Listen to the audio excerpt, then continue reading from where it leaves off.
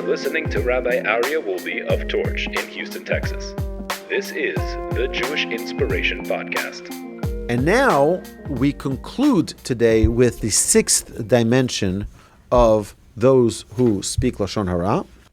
We're in page 772 in the Treasure for Life edition of the Orchos Tzaddikim in the gate of Slander, day number 139. And now we're talking about the sixth dimension of those who speak Lashon Hara. Misaper Lashon Hara al gaboy tzedakah shehem ksherim, someone who speaks slanderously about those who collect charity. V'govin be'emunah, who are upright and honest in the collection of charity, and also in its distribution to God-fearing people. V'gam mechalkim be'emunah lases liyirei shamayim. Hamisaper Lashon Hara aleim, someone who speaks Lashon Hara about such people. Shehem gonvim me'atzedakah. Oh, they're siphoning off money. They're not being truthful and honest. V'nosim panim, v'nostim lemisheim rotzim umarbim lekrovehem. They have their favorites. They pick and choose who they give to. They're not being truthful and honest. Zeu lashon hara she'ein aroch la'ansho.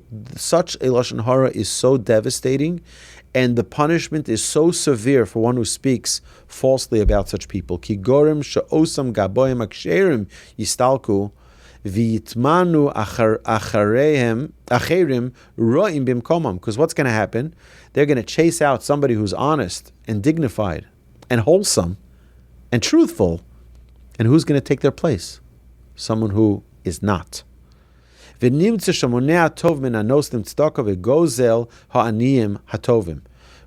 that such a person is now going to deny other people from giving charity because I don't know if I can trust them anymore. I don't know who I can trust. So that people are not going to give tzedakah, and the poor people are not going to be receiving because nobody's given to the community treasury. Ki osam acherim oroim lo yachmelu alaniyim hatovim, because those who want to give are going to think twice before they give to genuinely poor people. And this person, by speaking Lashon Hara, has now harmed the will of Hashem.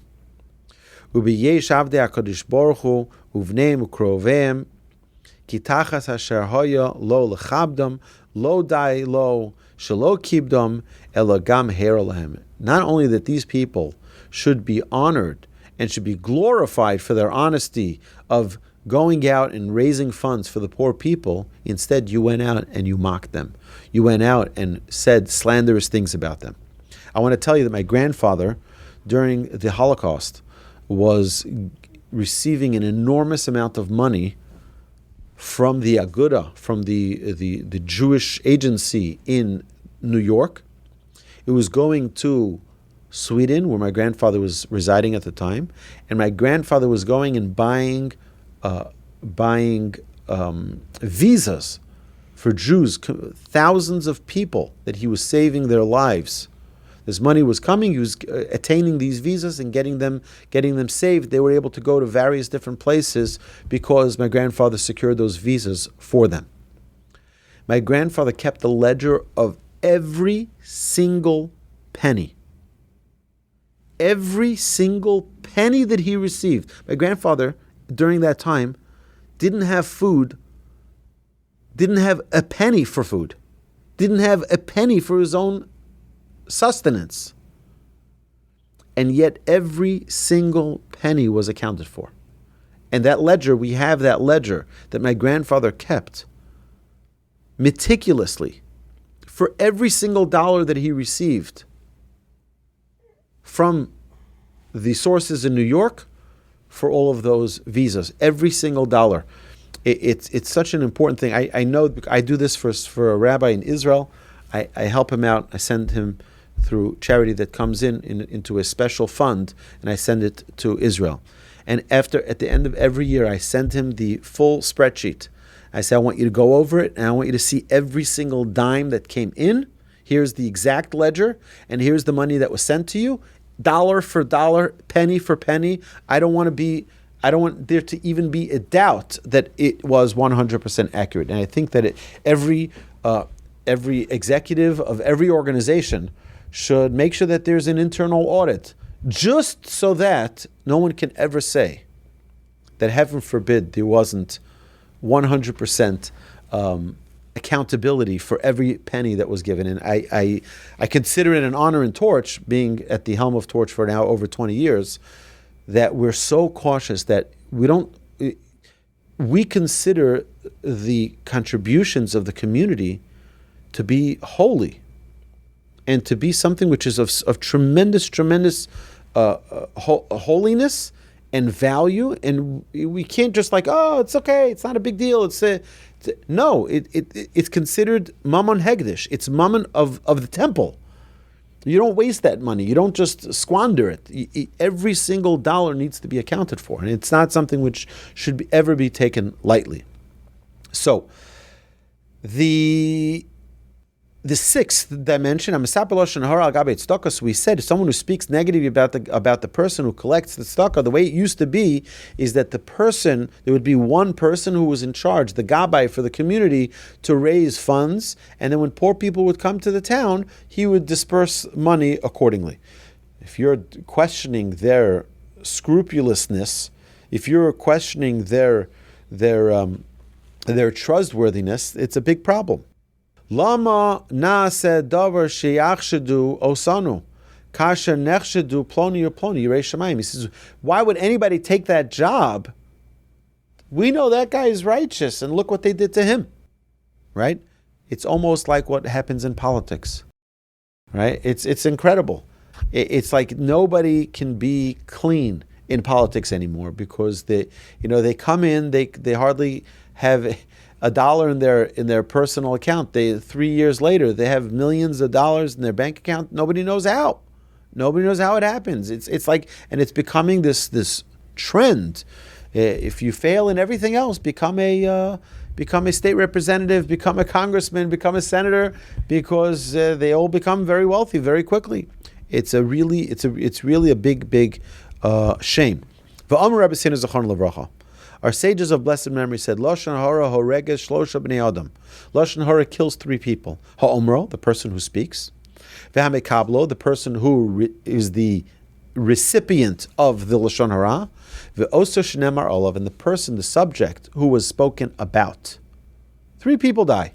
Ve'hamekabel nenesh yosem mimisha omar, and the person who is the recipient is more accountable than everyone else. You're not allowed to live near people who speak Lashon Hara. And certainly not to sit with them and to chummy with them and to drink a beer with them or to hang out with them. What are they doing? They're just speaking slanderously about other people. What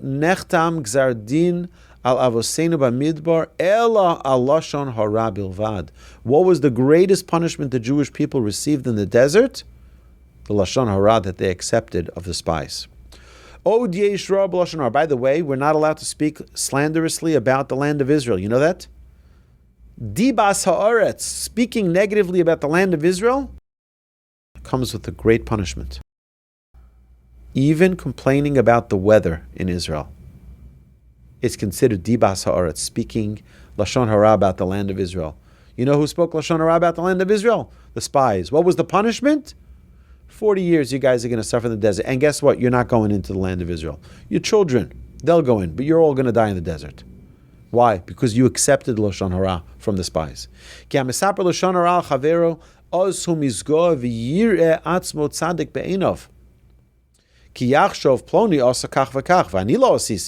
someone speaks Lashon Hara, what are they doing? They're trying to elevate themselves while pushing their friend down. I'm talking about Joe, and now I'm putting Joe down, elevating myself. He did a terrible thing. Me, I didn't. I'm a good guy.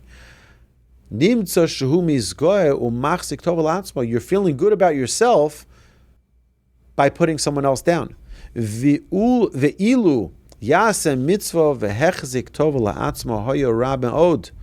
a person performed the mitzvah and imputed virtue to himself, it would be very bad.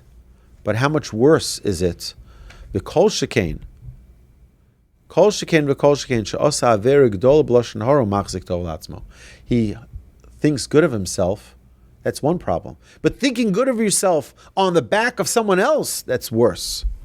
If someone speaks Lashon Hara on orphans, and on widows, then his punishment is even greater.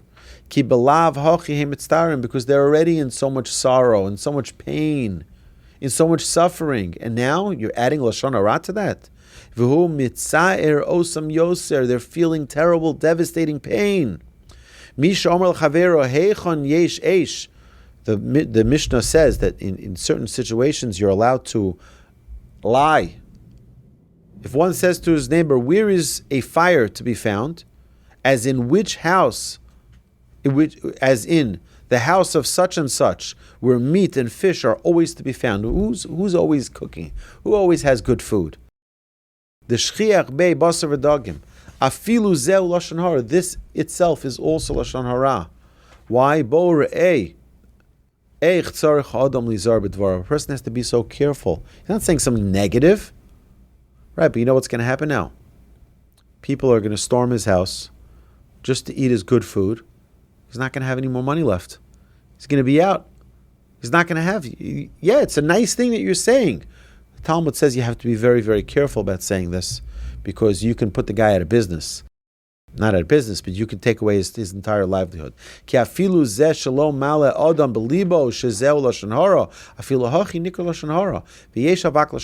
he's saying a person has to consider the words he's saying.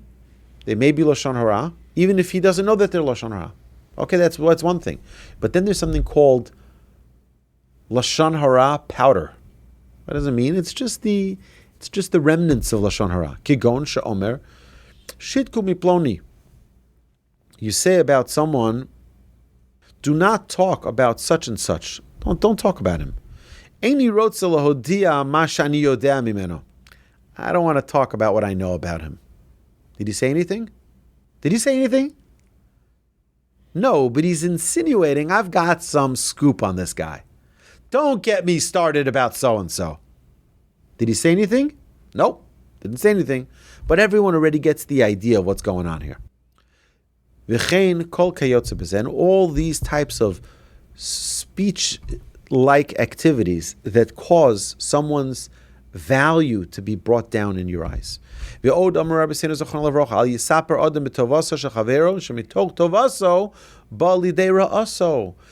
don't speak even the good about another person. Don't talk about another person is what our Seder is telling us. We have no business talking about other people. Because even if you talk about the good of another person, we can talk about his good. Wait till we start talking about his no good, about the things that he doesn't do right. Perush, al tisaper tovaso bifnei son'o. This is a very important thing the halacha says. Never talk good about someone's competition to them. So you have a bookstore. I go to you and say, Mark, you know that guy down the block, his bookstore? He's such a nice guy. Right? You know what you just did? You stuck a dagger in his heart. He's my competition. You don't know. Let me just tell you something about him. You say he's such a nice guy. Let me tell you. And then they start. You just started their fire. You talk about their competitor. You just said the worst thing about even the nice. I only said nice. I only said good things. Now you started a whole conversation that is going to lead to not a good place. Perush im tisaper tovasa b'fnei sono otzu yashiv.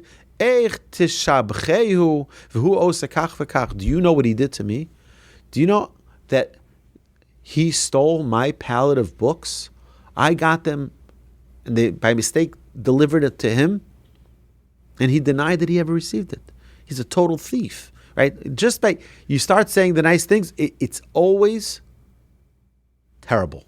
It's always terrible. I've experienced this myself. You tell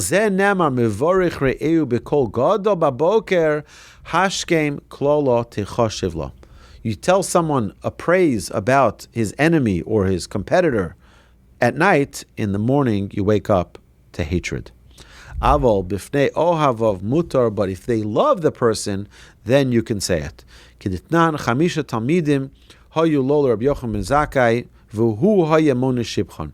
We know that we said about Rabbi Yochanan ben Zakkai, the Mishnah states that he had 5 disciples whose virtues he would enumerate. He loved them, so he would say great things about them. That's different. If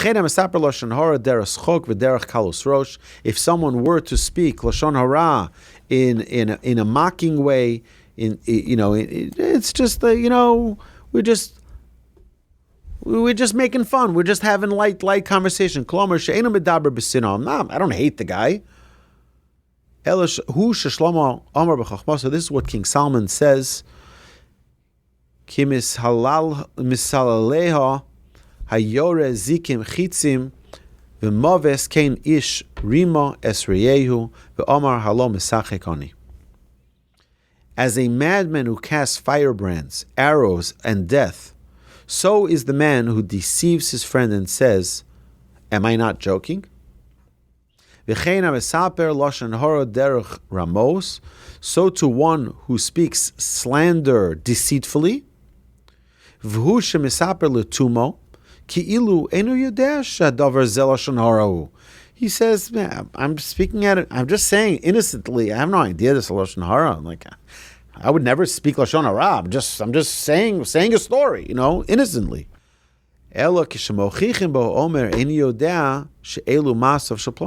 Or then when people rebuke me, says, "I didn't even know that these are the acts of so and so. I just saw someone do it. I didn't know who it was." Oh, Shazel Lashon Hara. Or if he says, "I didn't even know that it was even Lashon Hara." This is a terrible thing. A person needs to know. It's a very important principle that we mentioned previously, and we'll repeat it just once again here to close off tonight. Every human being has value.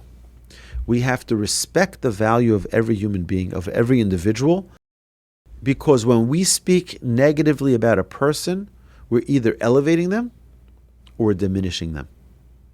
And if we're putting them down, Hashem gets very, very upset about this. If we elevate them, we have to be careful where it is that we elevate them. In front of people who love them, great. In front of people who don't love them, like their competitor, it's never going to end up positive. And that we have to be very careful of. My dear friends, thank you so much. Have a terrific evening. Don't forget, drive safely, be careful. Laila Tov, have a great evening. You've been listening to Rabbi Aryeh Wolbe on a podcast produced by Torch, the Torah Outreach Resource Center of Houston. Please help sponsor an episode so we can continue to produce more quality Jewish content for our listeners around the globe. Please visit torchweb.org to donate and partner with us on this incredible endeavor.